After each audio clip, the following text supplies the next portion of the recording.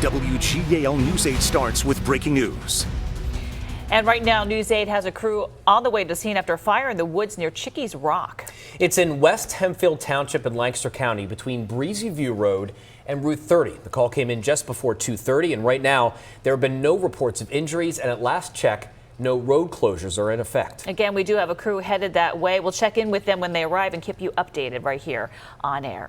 Well, the other big story we're following this evening, we're staying on top of a death investigation in Lebanon County. It's been just over 24 hours since the remains of a woman were found inside a home on Timber Lane in South Londonderry Township near Mount Gretna. We want to go live now to News 8's Sarah Metz, who has been digging into this situation all day. And Sarah, any movement at that house today?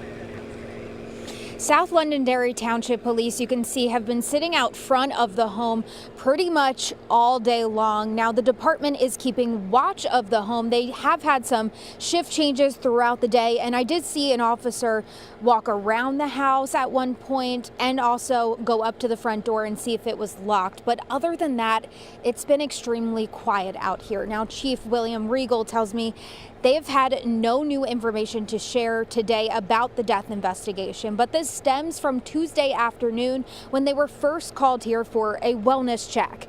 Now, after the home was sold during the sheriff's sale, neighbors say the new buyer came to the property and reported a foul odor coming from inside. Police say that's when they found the woman's body.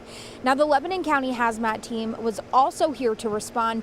They didn't comment specifically on this case, but they said they are called in to assist the coroner in removing bodies that are, quote, in a state of decomposition.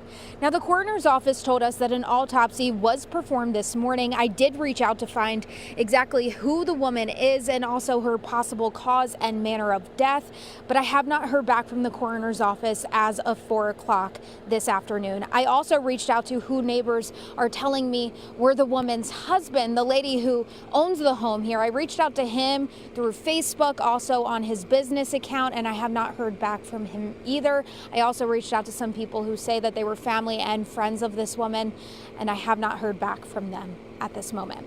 In Lebanon County, Sarah Metz, WGAL News 8. Breaking right now in York County, human remains have just been found in a wooded area in Hanover. News 8 viewers sent us pictures from the area where those remains were found. This is on the 400 block of East Middle Street. The Hanover Borough Police Department says they received a call about the remains around 7:30 this morning. Investigators say the remains have started decomposing. A York County man has been cited after a multi-vehicle crash this week on Route 30 in Lancaster County. 6 people were injured. That crash Tuesday involved a box truck and a school bus from the Cocalico School District that had students on board. No one on the bus was injured. The driver of that box truck, David Ham of Wrightsville, was cited for careless driving and driving a vehicle at a safe speed. They say Ham rear-ended a stop vehicle that caused a crash chain reaction. In Cumberland County, new images tonight of the damage after a car flipped down a hill and crashed right into that home you see there. Wow, look at that picture. This is what the site looked like around noon yesterday on Prowell Drive. You can see the crash left a hole in the side of that home. No one was trapped inside that car or the house, but one person, we are told, was taken to the hospital with minor injuries. The estimated damage is unknown. And we're taking a live look over Lancaster. Another hot one, but beautiful day today. Oh. Sun shining. Jerry loves this weather. Maybe you had to find some shade. Turn on the AC today. I guess so. I went out on a bike ride and it was just perfect, Mike. I mean, this weather is glorious. And again, because it's not humid like you see in June or July. Yeah, that's the key, though, right? Is that we have the warm temperatures, but we're not seeing that oppressive humidity out there right now. So it's making it very comfortable, including in Carlisle, Ephrata, Gettysburg, and Hershey, all 4 having a relatively pleasant afternoon. It's just very warm and summer-like. Temperatures at the moment in the upper 80s. It's 87 in Harrisburg as well as Carlisle, 90 in Lebanon, and 93 in Gettysburg, 88 in Lancaster as well as Chambersburg. Storm Team Live Radar Network right now, it is quiet. We do have some showers and thunderstorms, though, approaching Pittsburgh from the west. We will see some of that rain later on this evening, but not until after sunset. So enjoy the next few hours in the warm weather. We'll have a few showers and a little bit of thunder and lightning as well as we go to the overnight hours, again, after sunset. And that will continue until about midnight before things calm down, guys, as we head into your Friday and even cooler weather next week. We'll have the details in a bit.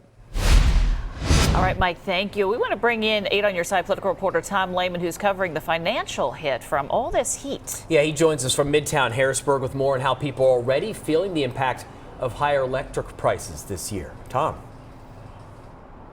Yeah, Jerry and Lori, you know, a lot of people are reaching for that air conditioner right now, turning it on because it certainly feels a little bit like summer, to be honest with you. And if you're going to be trying to cool down that way, it will cost you on your electric bill. I spoke earlier today with Ryan Zickraft of Harrisburg about his experience thus far this year. He's got electric heat and air conditioning, and he saw his electric bill spike over the winter for heat. And he's worried now about what it's going to cost this summer to keep his wife, baby, and cats cool, especially after already seeing how hot it can get after some unseasonable weather. I have a 1-year-old who, was sweating and crying last night. So we definitely have to have that air conditioning pumping when it's this warm. Many lawmakers and business leaders say increased cost is tied to anticipated energy demand, particularly as more data center projects are lined up in the pipeline, and a lot of power providers simply don't have enough power, which drives up the cost. So what's being done about it? Coming up at 5, you'll hear more about a couple legislative proposals. One, to try and rein in those costs, especially as data center projects continue to emerge. The other, about protecting low to middle income earners from having their power turned off. In Harrisburg, Tom Lehman, WGAL News 8. All right, Tom, thank you. A rally and show of support in Dauphin County as elected officials and community leaders say members of the Bhutanese community continue to face deportations despite having green cards. They say members of the community have been detained by ICE despite taking the right pathways to citizenship.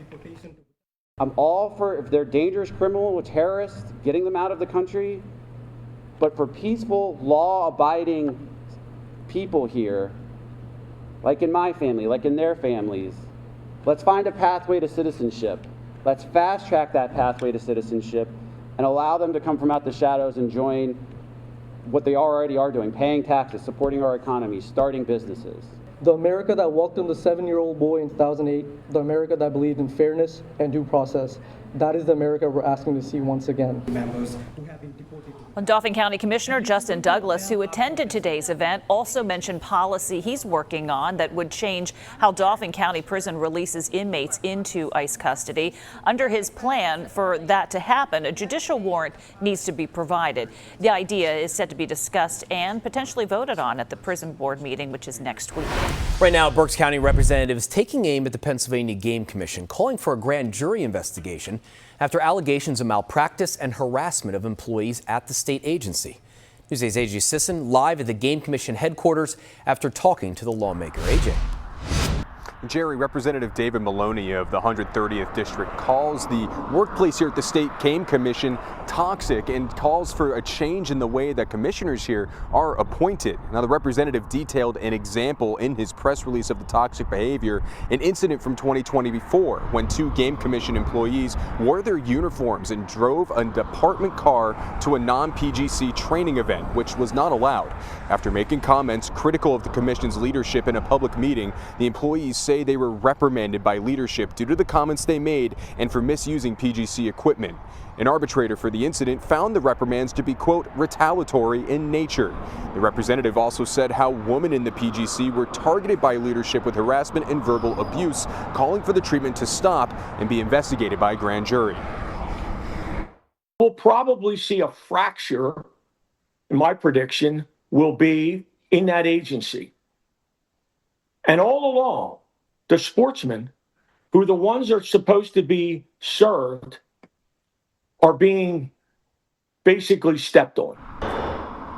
We did reach out to the Pennsylvania Game Commission on some of the allegations made by Representative Maloney and the mistreatment on employees. The PGC said some of the allegations predate current commission leadership, adding they have reviewed those and, quote, we know of no evidence of any incidents that would warrant a grand jury.